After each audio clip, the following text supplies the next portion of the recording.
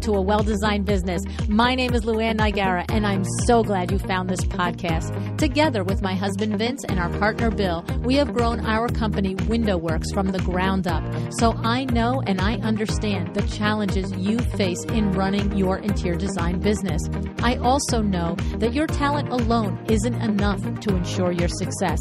So on this podcast, we talk about strategies and practical steps to help you grow your business. But make no mistake about it, we have our share of fun here too, mixed in with those aha moments that I love so much. This isn't fluff. Nobody has time for that. Whether you are a new interior designer or a seasoned designer, I am here to help you create and to manage the kind of interior design firm that you dream of. It's straight talk and it's action. Are you ready? Let's get started. Hi, welcome to A Well-Designed Business. Today, I am talking with Janine Hayes and Bryan Mason of AphroChic. What a power couple. Janine started the AphroChic blog way back in 2007, and it has grown exponentially since then. As they will tell you, AphroChic has become something with a life of her own, going from where she needs to go, when she needs to go. Janine and Bryan are just along for the ride. I'm not so sure about that, but that is what Janine said they feel like. And what a ride it's been.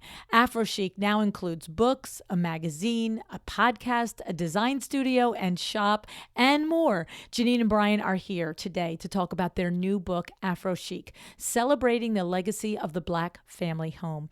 But I want to tell you that this is not your average design book.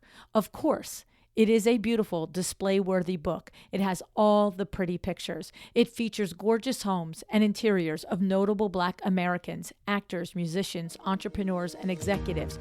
But it's way more than that. This book is a history lesson, and it might be one that you haven't heard or learned before. So we will dig into that here on the podcast today, as we will learn from Janine and Bryan. The Black family home has been left out of our nation's narrative for far too long.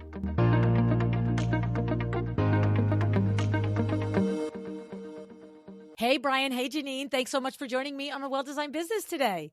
Hi, LuAnn. Thank you so much for having us today. So much. Yeah, I'm looking forward to this conversation. I think between your schedule and mine, this has been like on the books for like 9 or 10 months, right? Yes, we see you have a busy schedule. You guys too. You guys too. Come on, you're out there ruling the world. So, there's something I've been wanting to ask you since I knew that we were going to get to do this together. I did a lot of reading about you, watch you on social and listen to your podcasts and, all the different things. And often it's mentioned how what you are now as a business, what your platform is, AphroChic as a business, started in 2007 as a blog. And I read it. I read that it's, the mission is, the desire to celebrate the culture, the fashion, the design, the art of the African American community. Mm-hmm. Love it. Love it, love it, love it in all the ways. What I'm curious is, was it the two of you looking at each other going, would this be fun? Would this be cute? Or was there a roadmap that you saw, the different, and then we could do this and then we could do this. So it's like chicken or the egg in there, you guys. What's the vision? There was no roadmap. Not at all. Or at the very least, there was perhaps a very different, the roadmap, I think initially was that Janine was very interested in design. I was not very good at design conversations, and that the blog would lead to her finding better conversation partners for design than I was able to be. Yeah. He was a husband trying to get away from design, not pulled into design. So. Yes. Oh, that is crazy. I can't even do what is, so it's almost 20, is it almost 20 years? It's like 16 years? 16. Yeah, 16 years. It'll be actually at the end of this month. Yeah. In a lot of ways, we never really imagined where any of this was going to go. It was really just a passion project. wanting to see more diversity, wanting to see more people of color in a lot. There were a lot of home decor blogs at that time. The blogosphere was blowing up in 07. Right. And so we were looking at different things. And I particularly was looking at different websites, and I just felt like I wasn't seeing that representation. And so I wanted to create a space to do that. And my wonderful husband encouraged me to, create a space to do that. And that's how AphroChic really started. And it's kind of how every aspect of what we've done has started, has been seeing a gap, seeing a space where we haven't seen that representation or that cultural story represented, and then working to fill it in some way and figuring out together in all these weird ways that we do things, some way to do it, some way to make it happen. And then sort of, we always say that AphroChic has a life of her own in so many ways, and just kind of takes us, on the journey with her. Yeah, she lets us know where we need to be. And in a lot of ways, I think in that initial period of starting it in 07, I mean, at the time we were living in San Francisco, I was, kind of exploring the academy and picking up master's degrees. Janine was working as a policy attorney for a nonprofit. Oh, wow. But there was also kind of like that special aspect of the changing landscape of where we were compared to where we'd been. So initially from Philadelphia, Janine's from just outside the city, and just places we had been. She went to school in Atlanta at Spelman. We lived together in DC. All very diverse places with strong African-American communities. And then we get to San Francisco, and we realize that not only is there not a huge, now Oakland was different. When we go to Oakland was different, but we lived in the city. We lived actually in North Beach. And so not only was the landscape very different, but also the reactions to us we were finding were very different. The even the interactions between different people were different than what we were used to. And so there was probably also a need or a desire to continue to kind of assert our culture and our connection to it in that position. San Francisco, California, we always think of them as being very liberal, very open places. And to a large extent, it is true. But there's also there's a form of racism that is not as overt as what we'll talk about. So this was more of a left-leaning, sort of progressive, a liberal racism. So, when we'll talk about microaggressions, when we'll talk about gaslighting and things of that nature. So we found there was a lot more of that going on. And so I think in some ways AphroChic became a way of initially sort of wrapping ourselves in the culture that we had been with and been carrying with us for our entire lives. Okay. So if I want to make sure I'm clear in understanding. So basically what I heard in there is that a couple things I heard. I heard in past experiences in Atlanta and DC and Philadelphia, it felt less of a divide. It felt less of an overt racist feeling. Of course, I'm not suggesting for 1 second that you didn't feel it and it wasn't real in those places. Of course, that's absurd at this point to not recognize that. But when you get there, it's like, wait a second, like what just happened here? And rather than say, okay, status quo, like we have to fit in, we have to figure this out, and rather than turn and go back to somewhere else, it was like, no, how can we be the voice and part of the change here? Let's just say this is what it is. And then if I'm understanding you, the choice, the vehicle to do it was through design, because that was a passion of yours and Janine, and you were already feeling the big void of where are the people that look like me, that think like me, that are celebrating and talking about design. Yeah, absolutely. Absolutely. Yeah. And I think they all, it's only, I think, in looking back that the rest of that sort of comes into focus. But at the time, it was very much the conversation was about design and, trying to, as we were looking at and seeing the lack of diversity that was going on in that conversation, that was as it was forming in what was becoming the blogosphere in 07, wanting to be able to make a meaningful contribution to it, on that level. Yeah. Well, and it's funny because, my youngest graduated high school in 2007. And I remember it very clearly in 2005, 2006, 2007, I was listening to podcasts, and you're right. It was the big height of the blogosphere. And to the point that when she was a freshman in college, a year later in 2008, she was lost, and she was like, complaining. And, I don't have much patience for complaining, especially when you kind of like have a pretty good life. I'm like, I don't know that we have any room here for this. Right.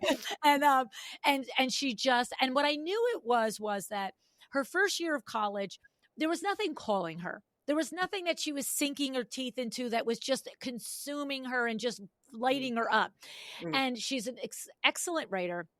And she's funny. She actually has a podcast now called Sass Says, and she's outstanding at it. Oh. Yeah.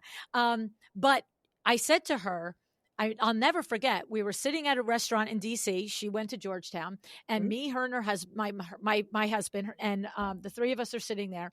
And she's like starting to do I don't know what I'm doing. I'm like, you're at Georgetown. Yeah, but I don't know what I'm like, nope. See, your mama didn't go to college. You were at Georgetown. I did my job. I made your life better than mine. You will do it, and you will appreciate it. like this, right? Sure. And the thing is, I remember saying to her, you should start a blog. And she's like, what's a blog? And my husband's like, what's a blog? I'm like, it's the thing now. It's the thing. And you could be at the beginning of the thing. You know what I'm saying? So you guys really were at the beginning. And that is the thing. It's finding that gap. Where does what you have in your heart, your soul, inside of you, what can you bring out? Because there's somebody else that's feeling that same thing, right? Yes, absolutely. Absolutely. And I think that's been, such a powerful part of where we started, although we don't really blog anymore. We're thinking about bringing it back in some way. But yes, it was being able to build a community and a platform. And in so many ways over this journey of 16 years, that community has come with us on this journey. And it's been really great to see them, excited about all the sort of new things that we do, whether it's our new book or magazine or, new podcast episode, and them being along the ride with us and learning with us and growing with us, which has been really amazing as well. Well, that's the other thing too, right? Don't you go through this whole thing and like you think about, what the reason was in 2007. And I'm sure the core reason exists and it's there, but all the other things that bubble up and grow, and you're just like, and this and that and this, right? Like it just, looking back, it's sort of like, oh, I thought I had an idea of what I wanted to create, but look at how it became so much more, right? Yes, absolutely. I mean, at the time, we thought we were headed in very different directions in life. Jeanine was an attorney and had every intention of remaining one. I was, working towards PhD and imagined I would continue my life in the academy and teaching and doing all the things that academics, spend their time doing. And then, along came this design blog, this idea, and it went from being a blog because we saw a gap in the conversation, and then we saw a similar gap in the market. We saw that there were not products that were being created for, marketed to with an eye towards the culture of the African diaspora. And we wanted them. We wanted to have them in our homes. And so when we see that something isn't being done, then we decide to start doing it. One of the great things that we found over the course of this project, this AphroChic life, has been that more often than not, it's not a question of presence, but a question of visibility and representation. And so that's one of the things that we always turn our platform to, is trying to help to create that platform for people to continue to work to be known. But I do think that for us, that's usually what guides us. It's rare that we'll sit down and go, okay, we specifically are going to head in this direction next. I mean, we'll do it from time to time, but the things that actually end up happening are the things where we see there's a need here that isn't being filled. And so we find a way to stretch. It's an amazing thing. AphroChic is such a wonderfully flexible concept that we're able to stretch it into whatever it needs to be next. Yeah. I mean, that's the thing, because we're here on an interior design business podcast. We're talking about how, to your point, in the industry, the gap in design and decor that reflects your cultural heritage. But you really do cross all of it. Like, it is food and culture and art and fashion. And so, it's, there's something to be said, and I've heard it many times in the last several years, something to be said for being able to see somebody that looks like you be able to do something, right? Yeah, that representation definitely Yeah. is, important. And it's, I think, like Bryan said, it's just about expanding for ourselves, and for everyone that, a lot of times we'll get this question of like, where are the Black designers, or where are the Black chefs, or, this is like, it's always in the media, Right. we're trying to find like the first Black curator or something like that. And where we come from, I think the way that we view it is like, we're out here. Like, we've been out here. Like, we've been a part of the American story, the global story. But what has happened in the world that we all occupy today, is that only certain stories are valued.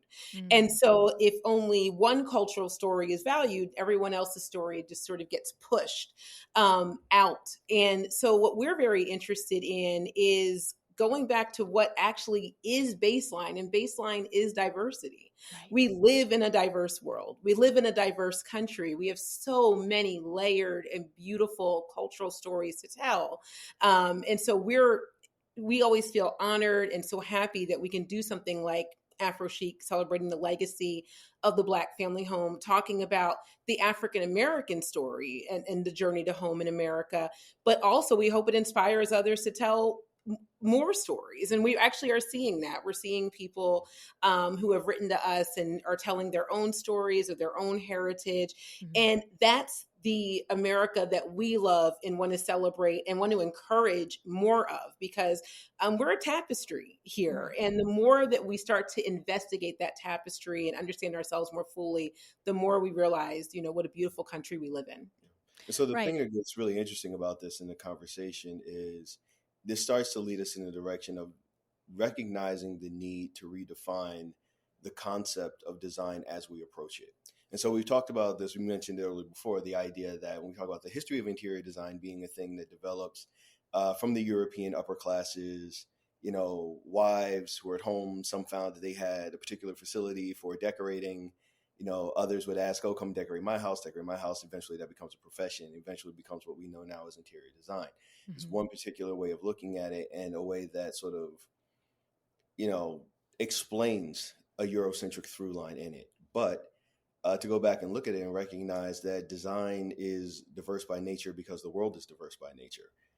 As you said, there are so many cultures around the world, and all of us have our own take on design. It is an intensely human thing to do. We are the only animals on the planet that do it.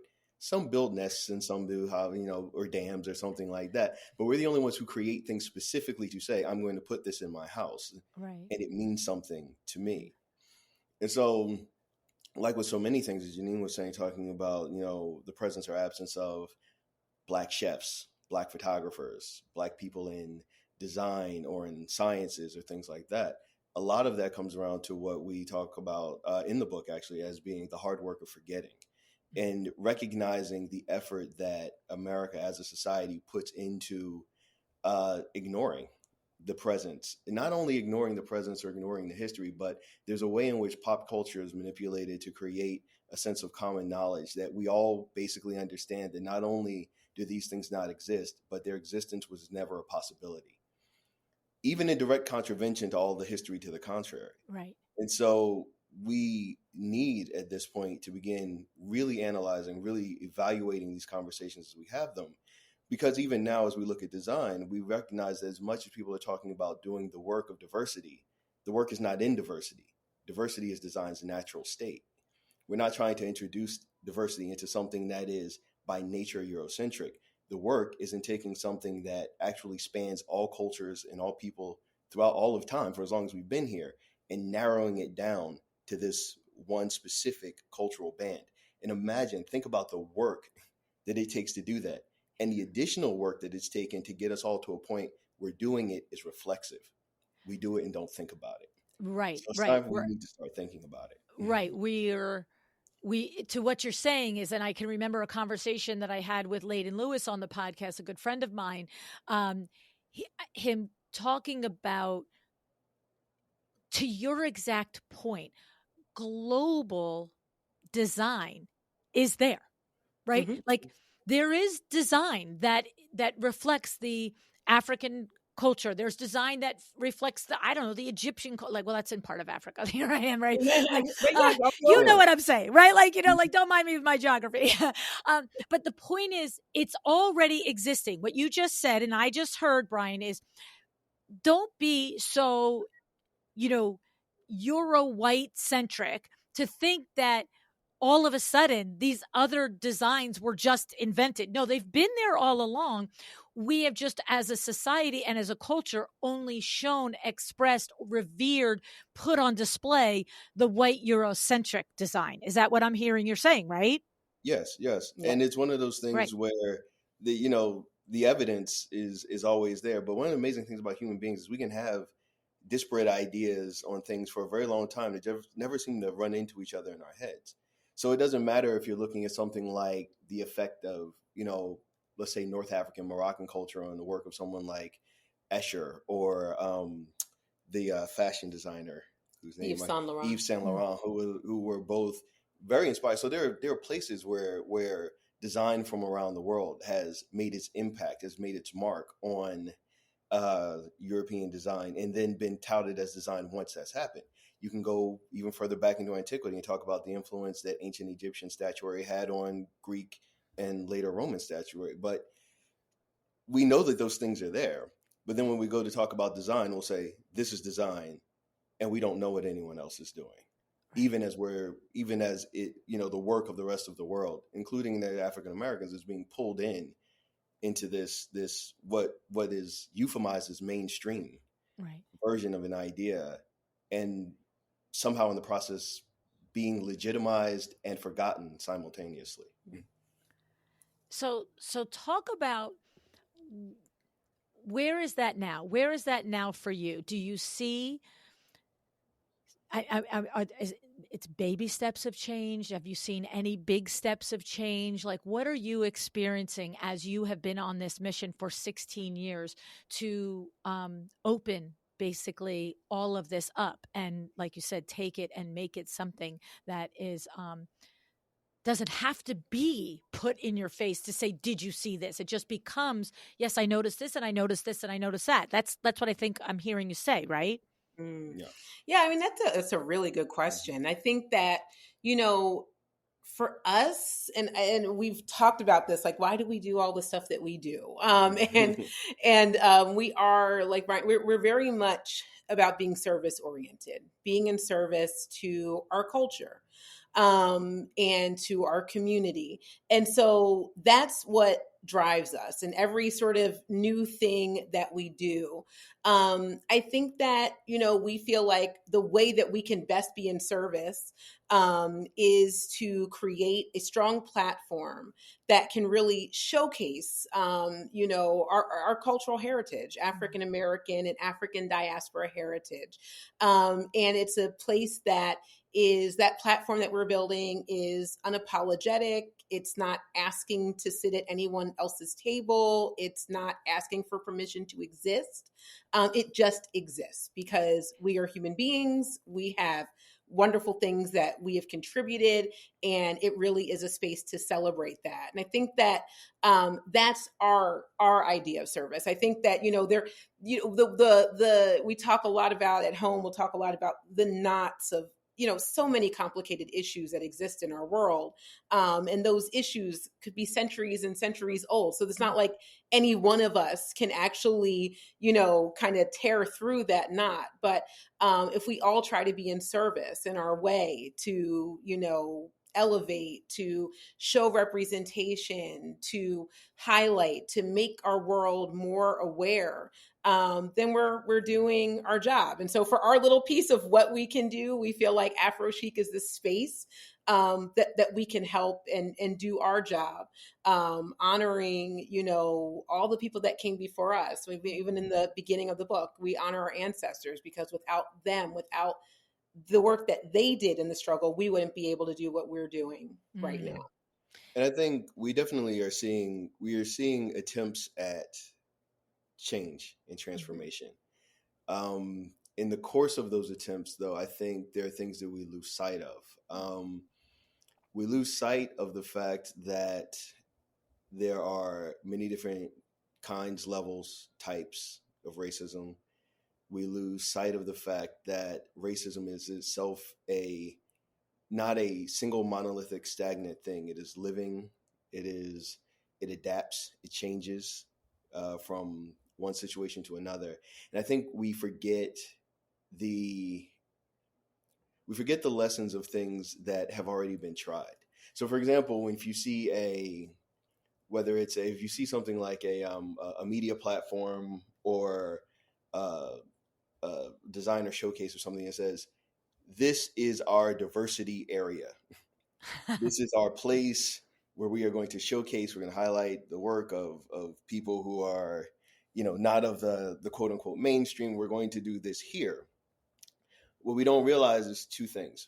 One, that's been tried before. It was called Separate but Equal. We also called it Jim Crow. It didn't work. Mm-hmm. Wasn't a good idea. Mm-hmm.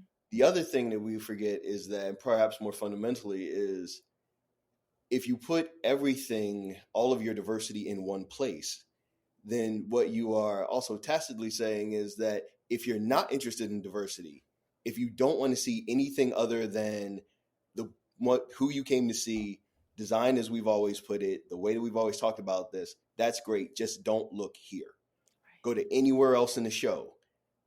You just don't have to come here.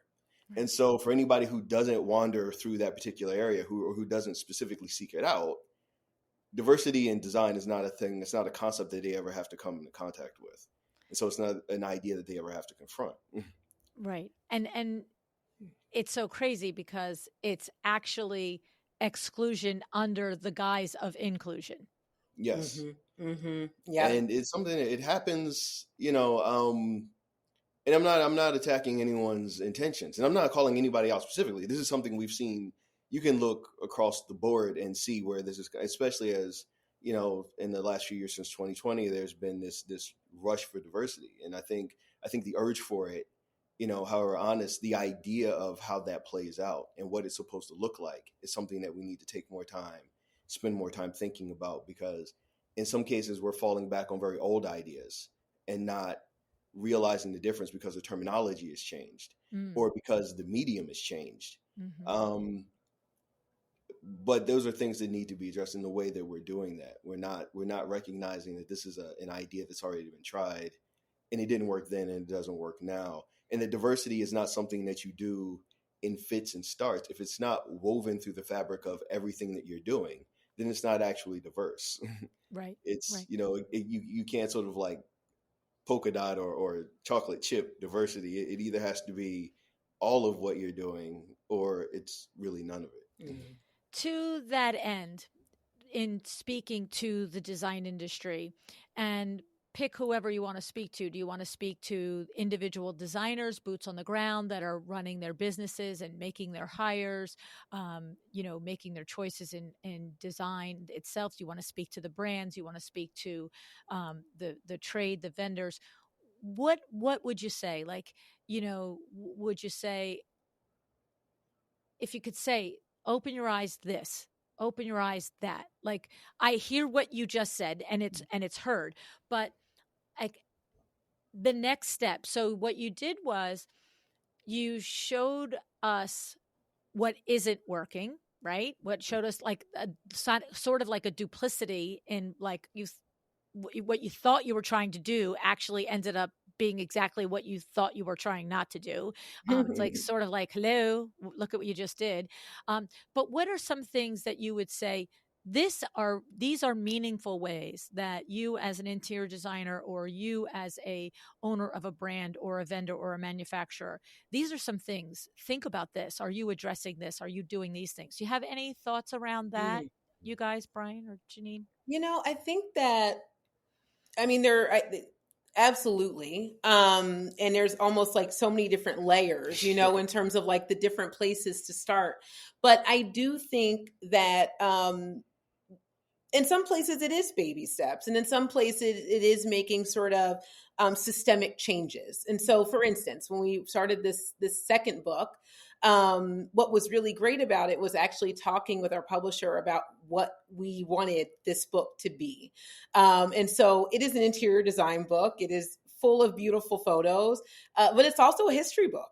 It's sort of a history book hiding, in an interior design book. And so, coming to a publisher and saying you want to do that, that's not necessarily the norm of what an interior design book is going to do and how it's supposed to be out there. But I will say that one of the things that was really comforting and good for us was that we had the full support of our publisher, and not only their full support in saying like, yes, we want you to do this book, but also that the publisher had made a lot of changes within since we did Remix. One is that they actually started to diversify the pool of photographers. They diversified the pool of editors. Also, everyone down to the graphic designers who designed the covers of the book. We have an amazingly diverse team around us that ranges from different cultural backgrounds to different ages. And so it's really, and gender as well. And it's really been more of a collaborative work together with this team to be able to create a book that feels really special. And that they made those changes, and that we felt that they were changes that they really meant. It wasn't, just saying it for face value, and, that these were some things that they changed internally, helped us to be able to feel very comfortable to create this second book and feel extremely supported to be able to do so.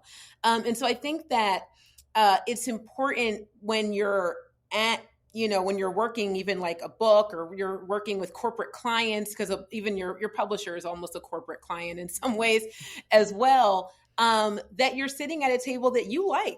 Do we have the same values? Are we going in the same direction? Do you understand what I'm trying to do? Are you really going to support that? And that's some decision making that we've had to make over the last couple of years, that has honestly just helped us to know things we want to do, and things we're like, you know what, we just don't speak the same language. It's okay. We're just not going down that road.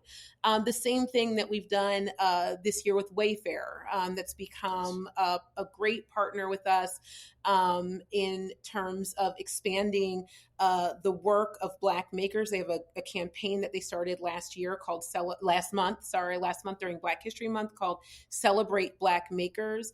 And while we have heard from other brands that were also trying to do like, hey, we want to celebrate Black people in design, and saying that they wanted to do something, and then what they ended up doing ended up being really bad and horrible, and kind of made just want to like back out of the room. When Wayfair contacted us, it was a young woman who had started an initiative there, who said, look, I have an idea on how to really showcase the Black makers who are on our platform, and highlight and celebrate them. And I want to do in-depth stories, and I want people to really understand what these brands are all about. And also, I'm not coming from a place of, we're supporting Black brands. There's always this idea of that we need some sort of support, like we're less than, where it's like, we're not needing support. Some of us have been around for 15, 16, 20, years, but our voices are not showcased or not seen on this platform. And so this young woman was empowered through her position at Wayfair to really start a project of inclusion that they are expanding over the next year, and have come back to us with ideas. And again, it's very collaborative on what are the things that your business needs. And so those are the kind of efforts that we need to see more of. It really does have to be a complete and total buy-in. And it also has to be a willingness from corporations as well as smaller brands, schools, to really think about, what does inclusion actually mean? Not necessarily a diversity day, not necessarily like, hey, for Black History Month, we're going to like do a couple of interviews. But what does that buy-in look like? And understanding that this is a long project. It's not something that's going to be over overnight. And then how do I work collaboratively with the Black-owned brands, Latinx brands, Indigenous people brands, to be able to really showcase, highlight, and put a spotlight on the work that is being done. Right. And I think that's a great example of what we've been doing with Wayfair and the work that they've been doing over there, as opposed to the things that I had mentioned before, where people are saying this is our specific diversity area. The distinctions are really in the method and approach, in a way that it's being gone about.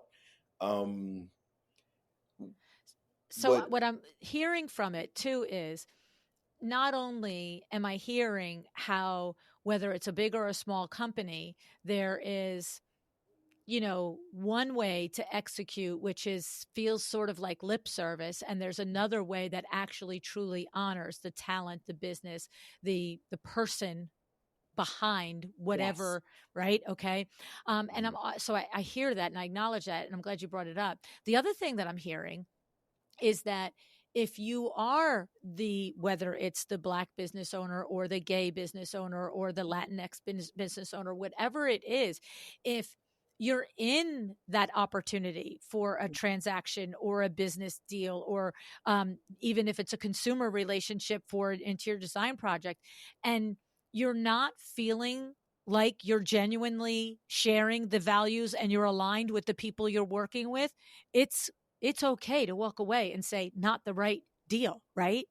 Yeah, not the right fit. This isn't the right fit. And I think that's important. I also think it's important in conversations to be very open with the brands that you work with about what's your sort of center in terms of what do you value, and just being open in those conversations. Now, that's hard. And I'm not going to say that you're going to do that in your first year of business. We've been around for 15, 16 years. So we are at, those tables where we feel like, we're not in our 20s anymore. We're in our 40s. And so we kind of have that attitude where we're just not going to do this this way. And we'll be honest if it feels like a conversation's kind of going in a way that we don't like, to see if we can regroup with the brand or say, you know what, this just isn't for us.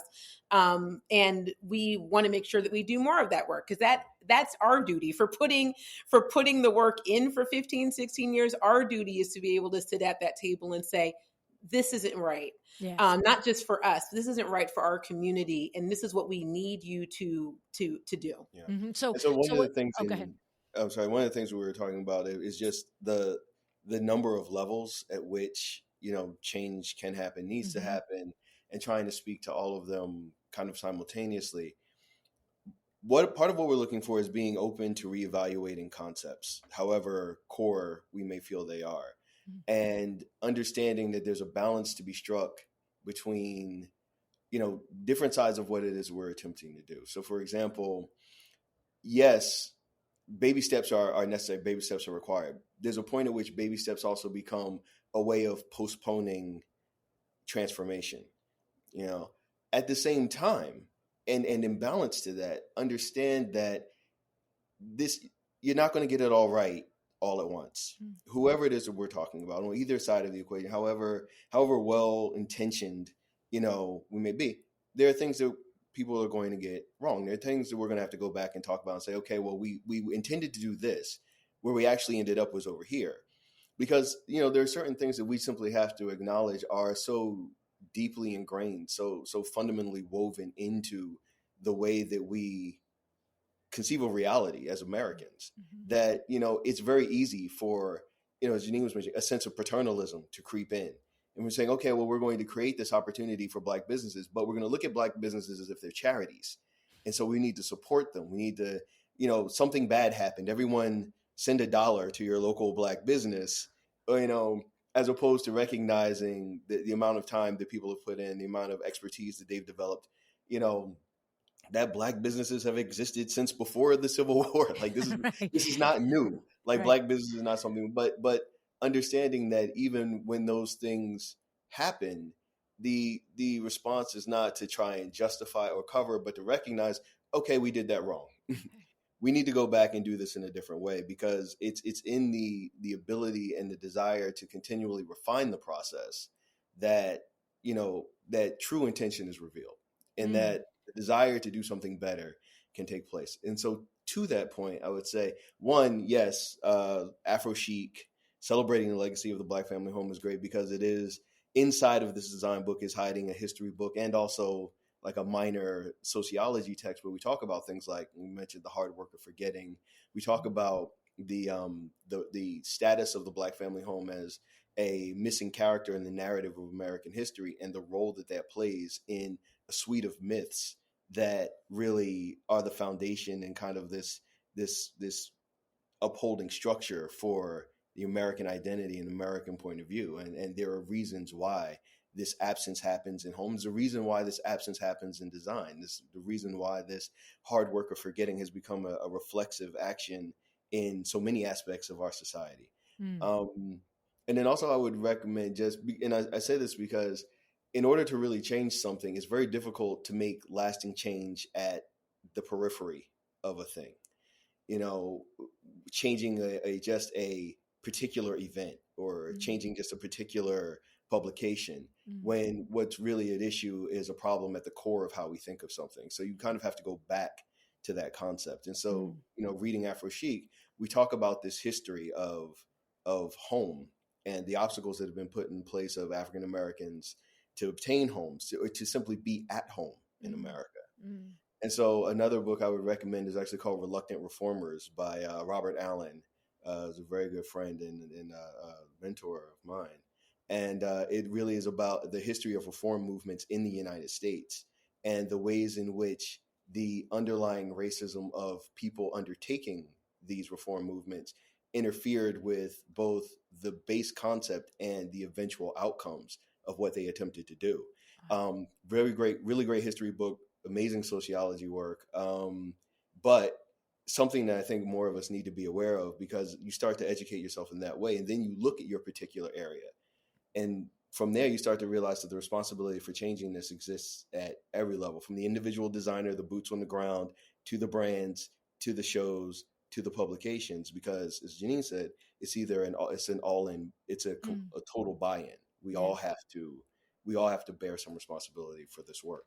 Well, the thing about it is to everything that you just said is, when you talk about the periphery, that it can't happen at the periphery. It really, I think, true change happens when you really do understand the reality of what happened in history, the results of it, and how if you don't look underneath the surface, it looks one way. But it's when you pull it back and you look under the surface and you're just like, oh, that's how we got here. See, that's been my journey in this over the last several years. It's just the periphery view of, well, that's just what it is. And that's how it is. And, I remember it's a podcast episode that never aired. Do you know Mulaney? Yeah, absolutely. Yeah, right? Mm-hmm. So Mulaney was on my podcast way, way in the beginning. I mean, I think she was like episode 9 or something like that. Yeah. And so then there came a point in 2020 where it was, Mulaney and I communicated and she said, yes, I want to come on. We ended up not airing it. She talked to me and said not to, and it was agreed. But in the beginning of that conversation, she said to me, LuAnn, you're a racist. And I don't know about that, Mulaney. I really don't. I don't know about that. And we went around a little bit about it. And the thing about it is that at that first conversation of it, I truly was at that level where, my son was married to a black man for 10 years. Like, I'm not a racist. You know what I mean? Like, I have friends, all the dumb things that we say. Like, you know what I'm saying?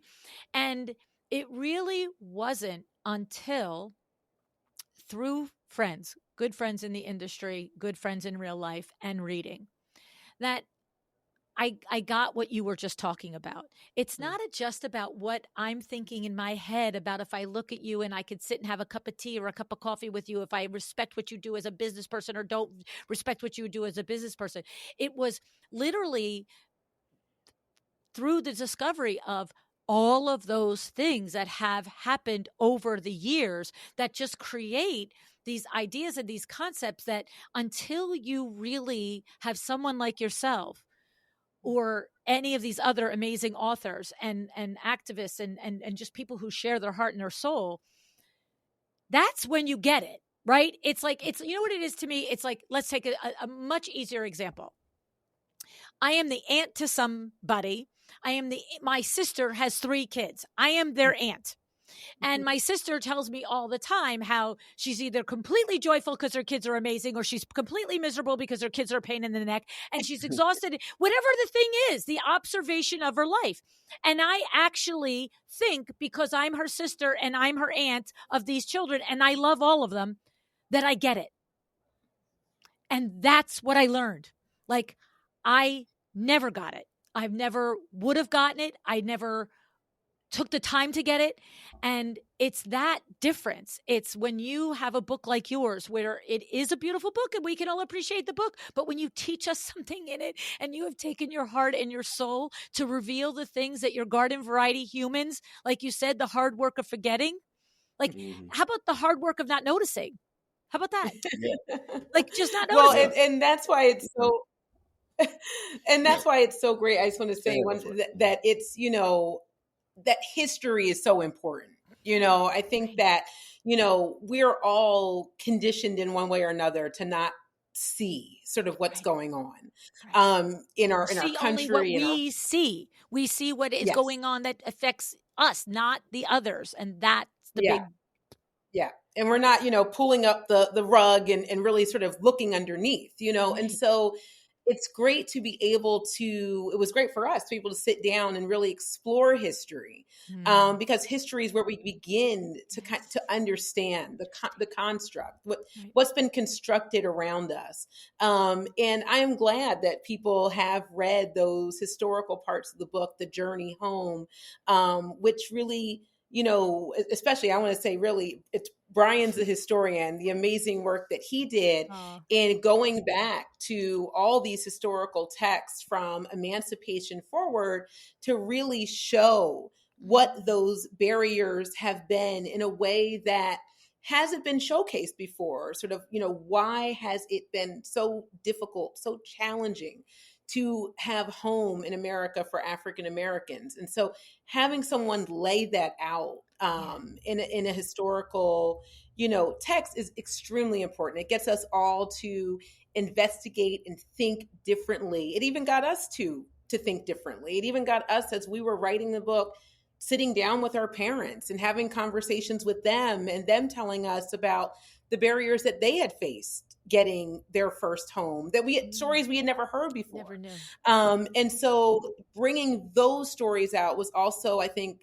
a wonderful way that the history worked, so that not only even our parents didn't feel alone. It was like, oh no, this is what happened. And we felt less alone too. And I think the more we can uncover history, in many different ways, the better, we all will be.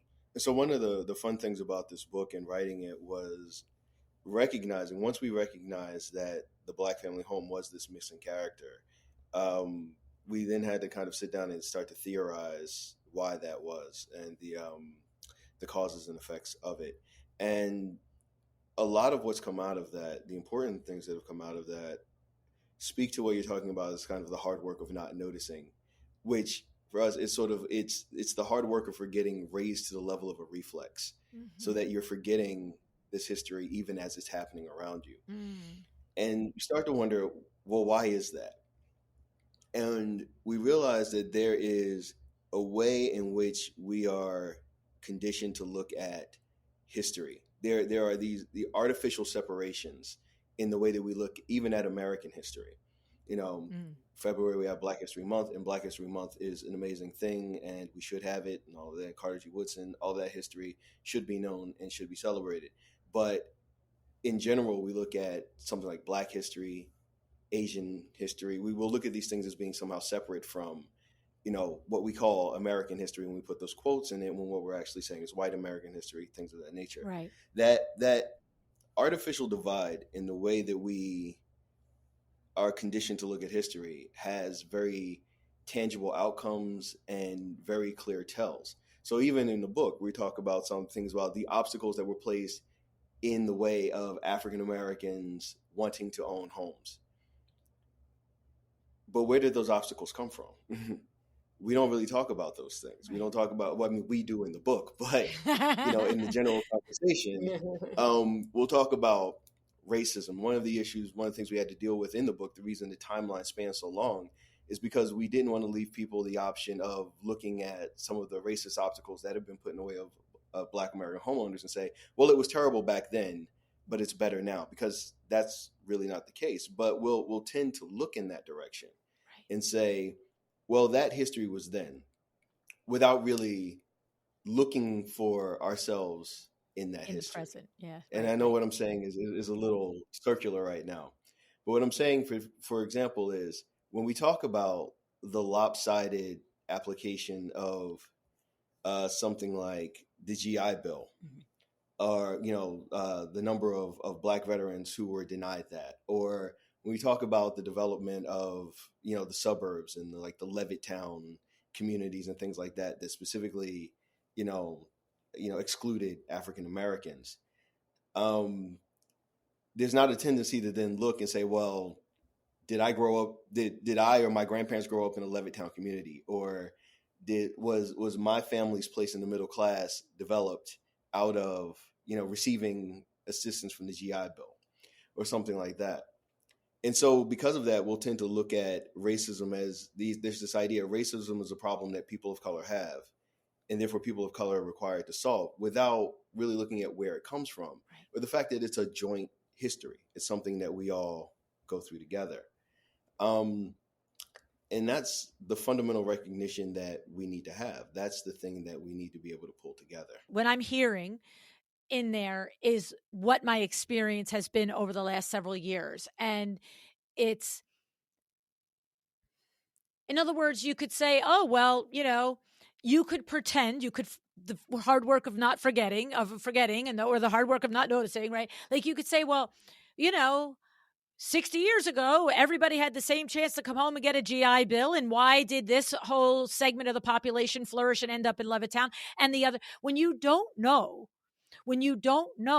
the actual history that the Black GI was kept from getting that's when you make your own mind up about why this segment flourished and this segment did not. And that is the thing. It's like that uncovering. And that's why it has been so enlightening to understand. And that's why Mulaney B was 100% right 7 years ago or 6 years ago, 5 years, I guess, 3 years ago now, for crying out loud, that she looked at me and said, you're a racist, Lou. Like, you are. You know what I mean? I'm like, no, Mulaney, I'm not, but it is that.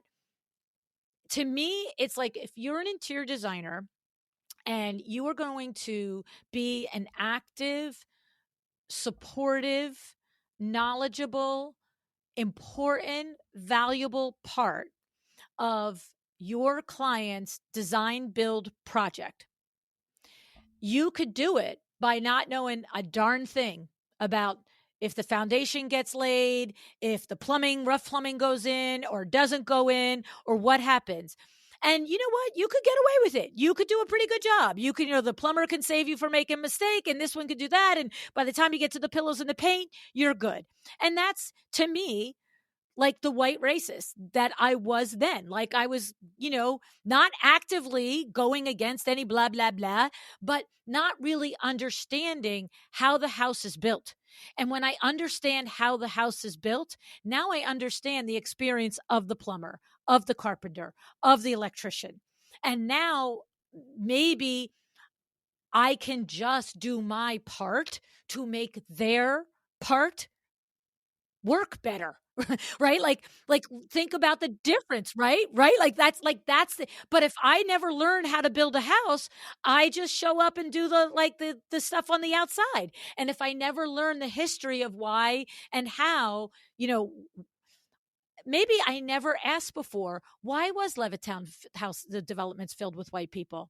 Think about that. How many of us as whites never asked? I'm sure if you ever put a gun to my head back however many a gabillion years ago and said, Lou, how come you think no people of color were in all those Levittown developments over the years? I mean, God help me. I'm sure I probably was. I guess I didn't want to go. like what the hell? Like what would I have said? Right? Like, but this is the difference. That knowledge and information is different. When someone like yourselves uncovers the history and you put it in front of us, and then you see the actual obstacles that were put in place because of the bills and the laws and the hoops that one group of people were made to jump through that another group of people weren't made to jump through, then that's why 60 years later, the landscape looks completely different. And that is crazy stuff. And that is how you now, right, become a part of the change. You have to understand what got you there to begin with, right? Yeah. It's amazing. Right, because once you start to recognize these things, they become easier to see, and then what you're talking about is the idea of going, oh, well, I guess black people just didn't want to go there, Right. is, we talk about that sort of being the myth of happenstance, like the idea that all of these things have just turned out this way. It just so happens that, in America, a white household headed by a high school dropout has more wealth on average than a black household headed by someone who has a college graduate or even has a grad degree. So, it just so happens. And so, that becomes the difficulty of it. And that's one of the reasons why we're having so many fights over history that we're having now, and the desire to remove certain histories or whose history can be told and things like that, because there are hard truths to be faced there. There are things that need to be recovered. We do have to think about whether or not, your grandparents grew up in Levittown, or if you received land from the Homestead Act or something like that. But mostly it's about coming to grips with the fact of, even once you've recognized these things, understanding the extent to which these things have been done and continue to be done in your name and for your benefit. And so that every time you see an instance of this, whether you're talking about, the exclusion of designers of color at a trade show, or whether you're talking about the murder, the killing of an African-American person at a traffic stop, there's a way in which our society is built that these things are done for the benefit of your group.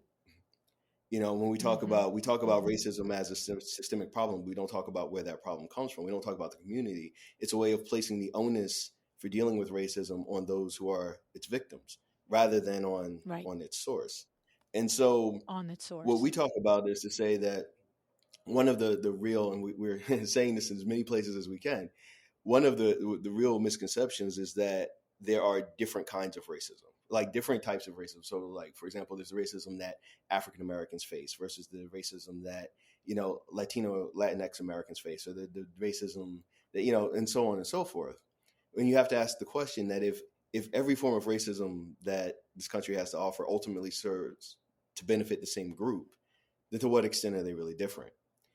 And if every form of racism that we have to offer benefits that same group, then to some extent that group is itself placed in its box the same way as the rest of us are placed in our boxes. The only difference is that we are conditioned to believe that that box is marked winner. And so you're supposed to believe that this is the case, that this is the group that's coming out on top. But then you have to look at the cost of that. What does it require to win? When you see, as an African American going into the office, we know so many people who've gone into their offices the day after there's been one of these horrific killings. We're going to talk about Breonna Taylor or George Floyd or what have you. And they're the only people in the office who seem to know that something wrong has happened. Well, think about like the conditioned apathy of those people who are just going on as if this had nothing to do with them, because they've been trained to think, well, that's something that happened to somebody else. Right. Yeah, And it they're doesn't affect trained me. on a deeper level to think that this was done so that I know that order is being kept so I can sleep more soundly. Mm. And so when you start to look at it this way, what you have to start to realize is you start to ask, is this who I want to be? Do I really want to be the monster at the end of this book? Right. Is that what I'm comfortable with? And you begin to recognize that it's not simply a matter of saying, I support your community. Or I support your business endeavor. Because support that you give to somebody else is always finite compared to the support that you have for those things that you recognize as being you and being, of your own. Mm-hmm. So if we start to recognize that this is a joint history, we start to recognize that this is a joint oppression that oppresses all of us. Mm-hmm. That there's a way in which you are for. I mean, James Baldwin used to talk about this all the time. Is looking at the effect of being an oppressor has on the people who are doing it. The way in which their psyches, their minds, their souls are misshapen over time by having to keep up the force and the pressure and the stress of maintaining this artificial order. And we don't talk about that. And so there are stresses, there are pains that come from that aren't being addressed because we're supposed to think that one group is over here, the other's over here. But if we start to see this as joint history, when we start to recognize that not just history, but in the current moment, that these racisms that we continue to see, we continue to know that there are wage gaps, not just inheritance and wealth gaps, but wage gaps for people doing the same job, some with equal or greater education or equal or greater qualification. But as long as some people are conditioned to think of that as someone else's problem, then we can't work together on it. And then ultimately working together is what we need to be able to do. Mm-hmm. Yeah, it's some deep stuff. Right. It is. Right? It all in is. the design book. Yeah, right. It's all in a design book, right? No, but you know what? I have to say, congratulations to you for putting it in the design book, right? Because it first of all reflects at your core your true mission. So it almost really, after reading all about you and reading your website and reading, listening to the show and everything, if it were not part of the book, it would, like, in hindsight, would feel a little like, okay, so you made a pretty book about, drapes and furniture, like, right? And so I feel like it, you're walking your walk is what you're doing, and it's a beautiful thing to see somebody, the two of you, to have the courage to. Thank you. What I see too is I see that you're doing it with love and grace. Thank you so much for what you said. And it is we wouldn't have done a book if it was just going to be another pretty book. That was something that we weren't going to do, and so we had to do something that we believed in and was a design book that we thought would be different than what's already out there. So it was really important for us to create something that we feel like is us and what we could believe in and is authentic, and is inspiring to people and is helping to shape new conversations. And honestly, every night at like 11:30, I love to I'll have Bri like sit next to me and we'll look through Instagram and just look at some of the comments that people have had. And somewhere someone has had something in their basement. An African American woman had a toy box that her grandfather had made for her. And she said she always had it in the basement because she didn't feel like it had any value to it. And she just kind of was like, let me put that away. And she said after she read the book, she went in the basement and took it out and brought it up to her son's room and let him know that this was something that her grandfather had made. And that to me is why we do what we do, because that was this woman seeing that there was value in her story. And that being able to do that for her and being able to, that her son sees something that his great grandfather made and has value to it. Like, that's why we do this book. That's how we do all the work that we do, because our stories do have value, and all of our stories. And like Bryan said, our stories have value as part of the American story. And the American story is a layered, complex, diverse story of many different histories.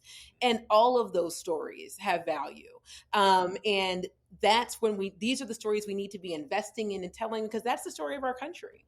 And so we want to really encourage people to tell more stories. Yeah. I mean, I think, especially to the idea of specifically when we started, we said we cannot just write a pretty design book. That was from the very beginning. And actually, Janine had to talk me into it, because after Remix, our first book, she said, I want to do a book of house tours, because we had our house tour section at the end of that.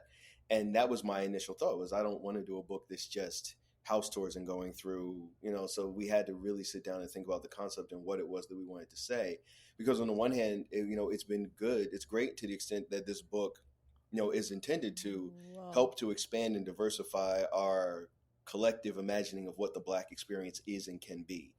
It tends to get reduced down to fairly narrow tropes, but we have so many different homes, so many different stories in this. It's great when we hear from people, I didn't know Black people had houses like this, which is something that we're good. We want to be able to expand that concept for people, but we also had to be cognizant of the fact that on the other side of that, there could be someone who would flip through and go, okay, this person has a nice home, this person has a nice home. Black people have great homes. I no longer need to be concerned with racism over, right.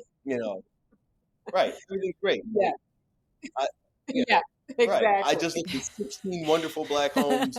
You guys are great. So, Yeah. Right.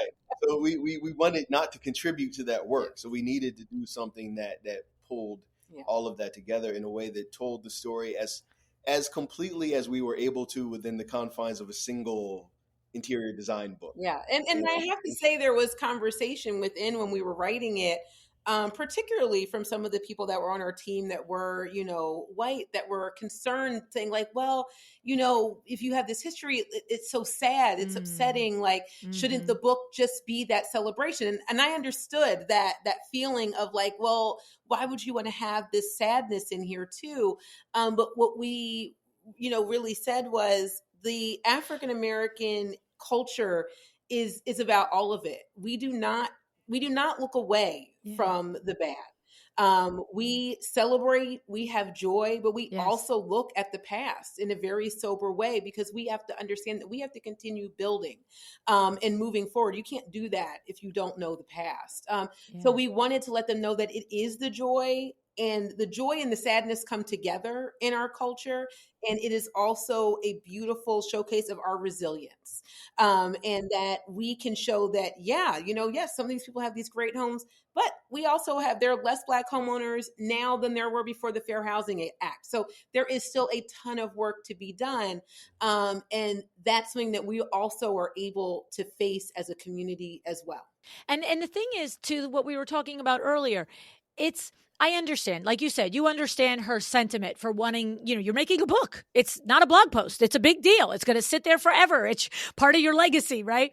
But it is in that. It is in you giving this history and these stories and its intricacies. It is how the rest of us go, like, okay. Because like I said, I just feel it doesn't matter if I'm talking a conversation about race, or if I'm having a conversation about, like I said, building a house, or I'm going to run a triathlon. It's like, I want to understand it. I want to understand it from beginning to end. What is the deal, right? It's like, that's how my brain goes. And it's because that's how you understand the things you never knew to look for. That's the thing. It's like, what did I not know that I didn't know? And if you didn't include those parts in the book, to your point, Bryan, like, one person could look and say, oh my goodness, okay, Black people are fine. There's 16 beautiful houses, whatever. Like, right. Like, you need to have the whole story. And when you two are two people that have made it part of your life's work to bring the stories out, then it's at the service. Like you started at the beginning, Janine said, how am I of service? How are we of service? And it is at the service of all of us, not just you and the Black American community, but of all of us, the white community, all the communities, because it is through the knowledge that you get one by one somebody who thinks and says, oh, is what I'm doing, saying, approving, condoning now just like what somebody did 80, 60, 100 years ago? Like, that's my thought process now. It's like, oh, I could think it's right, but whoa, is there any alignment there to that? Is there any blind spot there to that? Am I doing the same thing with a different action, with a different word, with a different task, but the same dumb, blind, stupid crap that somebody else did in history, right? Like, you get what I'm saying, right? Okay. Not saying it very well, but no, I think I it's really well, because I think that interrogation is very important, and so a lot of people don't think about that, it's almost like we live in this, society now. It's like hard to even get people to ask any questions of themselves because we're on social media and it's all about comments and likes and there's no questioning going on. And so to be able to interrogate oneself is very important. It's important. We always are asking questions about what are, if we do this project, like, what is this going to mean? And, what are unintended consequences and all these things? Because you do need to ask yourself those questions. And that's just an important part of any work. And if we all want to see change in our world, we have to ask ourselves questions. Yeah. So I think that that's actually really great, and the things that a lot of us, more of us, need to do. And we need to be able to see the connections, not only between, our communities, and our shared status as Americans, but also between, our industries, the different aspects of day-to-day life. I mean, one of the things that has been part of our ongoing project and that we really want to bring out in this book is a different concept of what design even is. A lot of times we'll talk about design as if simply, you kind of mentioned this earlier, pretty things arranged skillfully in a room. Like, that's design. That's what it is. And for us, we look at design as, again, we look at it as a cultural artifact. We look at it as this intensely human, action that we take on. And because of that, it has connections with every other aspect of what it is to be a person.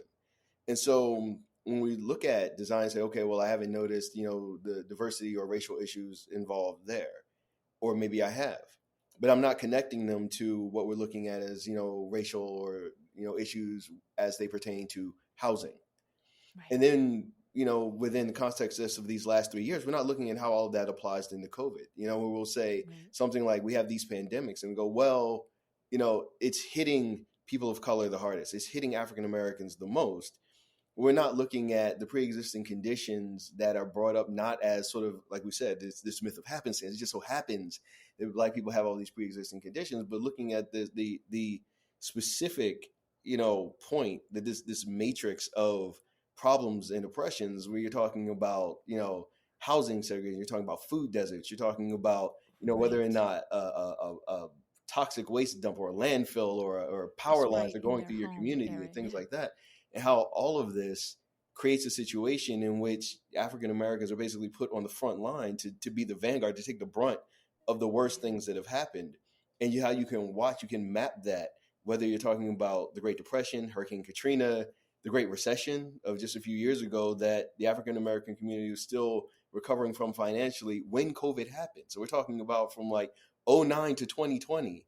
Yes. And the economic recovery of Black community was still supposed, quote unquote, in progress. And seeing how all of these things fit together, so that it takes away the safety net of thinking that's not my problem, or of thinking, well, I don't have a hand in that. I'm not part of that issue. I'm just a designer. All I do is design, but even in that of being a designer, there is an aspect, you are a part of culture. You are deriving from culture. You are contributing to culture. And within that is the ability and the responsibility to shape culture. Yeah. Mm-hmm. My goodness, you two are just something else. I mean, you really are. You're really amazing people. They're just smart, warm, intelligent, caring, like, the way that going back to what you started with, Janine, like how you guys think about how you can be of service and how you can be, agents of change, and taking your time, energy to share your knowledge, through all of the ways, your magazine, like I said, the podcast, the books, and today it's something that I acknowledge you for, and I want to thank you for, and particularly for the time spent with me today and my audience, because I don't take it lightly. I don't take it lightly. And I Oh, appreciate you both. thank Thank you you. so much. We enjoyed this conversation. Yeah. This was really great. Yeah. Thank you. Thank you so much for being here today. I do appreciate it so much.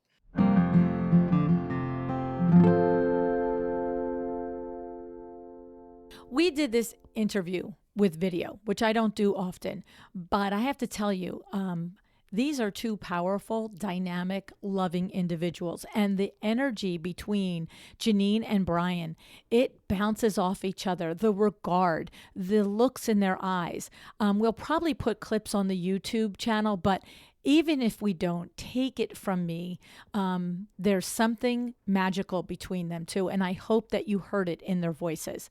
Okay. Now, Bryan said something during the interview that caught my attention. He said that this is a joint history and a joint oppression that affects all of us. And he's right. But after we signed off, the three of us were chatting for a bit.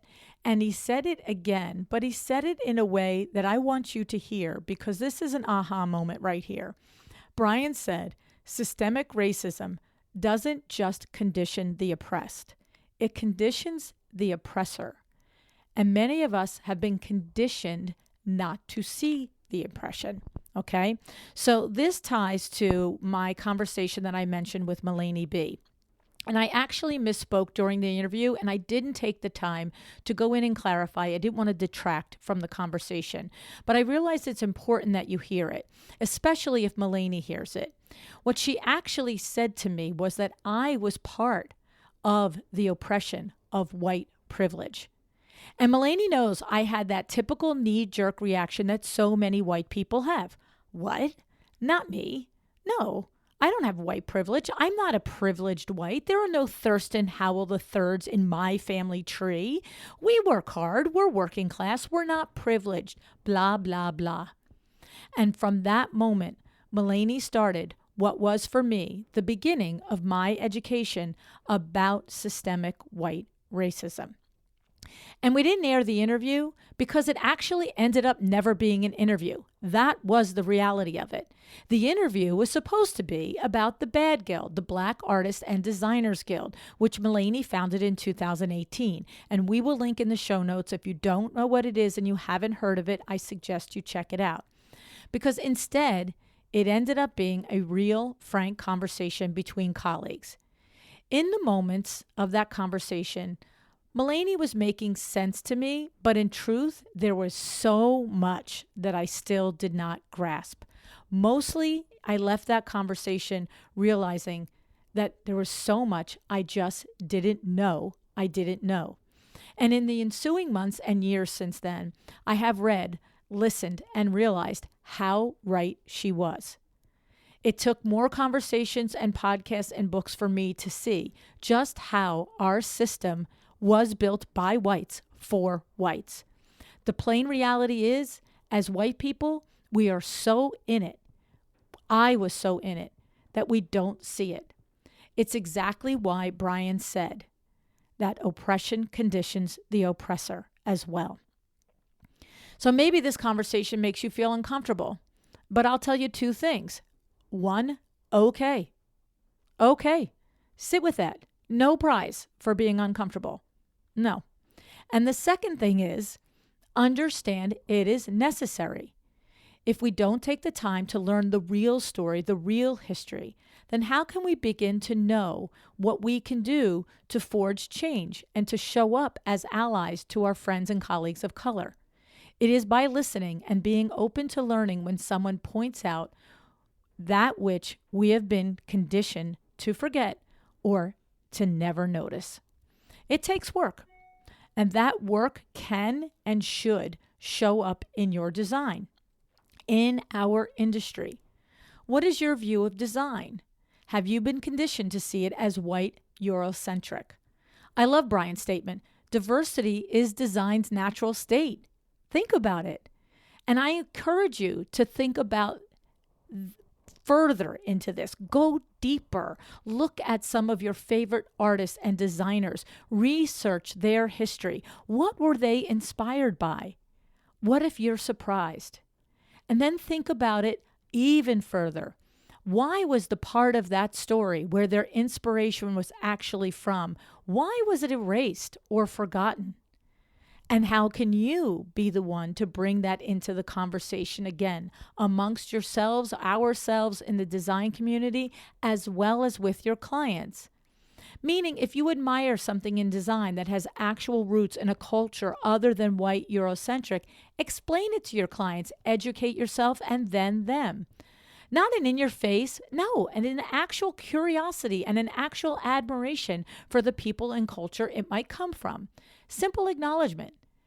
If you suggested a piece of art inspired by Frank Lloyd Wright, you'd explain it. That's all I'm saying.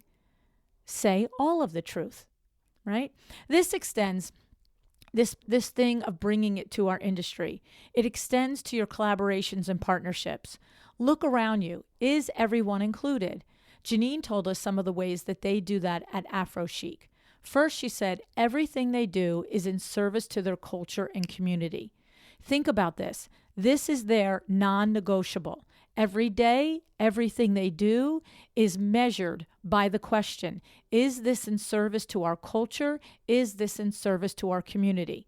Right? They were specific to utilize a diverse team for their book across cultural backgrounds and even across ages, because diversity isn't just about skin color. And Janine said that they have walked away from projects that did not align with their values. Take a cue from her. Be brave enough to do the same. It can be challenging, but you owe it to yourself, to your integrity, and to the mission of your business to stand by your beliefs. So if you have a belief of inclusiveness, if you have a belief of diversity, are you living it? Are you living it? Or are you just saying it? Right? Because to Bryan's point, we all have responsibility in this work of equality going forward, no matter where we find ourselves. The thing about Janine and Bryan is that they not only share their stories openly, but they encourage everyone, whatever culture you come from, to share those stories too. So let's keep telling our stories and listening to the stories of others. Let's ask about the stories of others, because we just can't accept what's been put in front of us by the history books as the whole truth anymore. I highly encourage you to visit AphroChic.com. You can find everything there. It's also where you can pick up a copy of this latest book, AphroChic, Celebrating the Legacy of the Black Family Home. It was released at the end of 2022, and it is not only visually stunning, but it is that honest and authentic look at the extraordinary diversity of the Black experience, as well as an accurate exploration of the history of Black ownership and the gap that exists in America today. It is essential reading, not only for you as a designer, but for everyone and anyone who was raised in this society that didn't notice or forgot or ignored such an important part of our history. We've had other informative conversations over the years, so if you are ready to show up and maybe ready to learn or maybe unlearn, we have several episodes that are a good place to start. First, I want to mention that Mulaney was, my friend who opened my eyes to my own white privilege. Mulaney was on one of my very, very first shows all the way back, episode number 14. We call the first 16 episodes the Sweet 16. In this episode, Mulaney explores her journey as an artist and her collaboration with Kravitz. Other episodes that talk about white systemic racism and diversity, they include episodes with Cheryl Luckett, number 573, Elsie St. Leger, number 816, Kay Whitaker, 556, Jamel Williams, 596, and Erica Corday, 732. These are all good conversations where we talk about how to combat racism, how to understand it, and how to make space for diversity. And of course, I will put all the links in the show notes. Bryan and Janine, I'm honored that you joined me today. These conversations are vital, and your books, your podcast, your magazine, all the work that you do is appreciated. On behalf of myself, my team, and my listeners, I thank you for your grace today and for giving of yourselves to open our minds and hearts to examine our collective histories and to learn how this is the root of where we find ourselves today, and learning is how we begin to change. Thank you for listening. Thank you for being part of this journey. I hope you consider this episode a challenge to face the history that you've been taught and to re-examine what you think you know. We need all of us here, right here in this conversation. Decide to be excellent.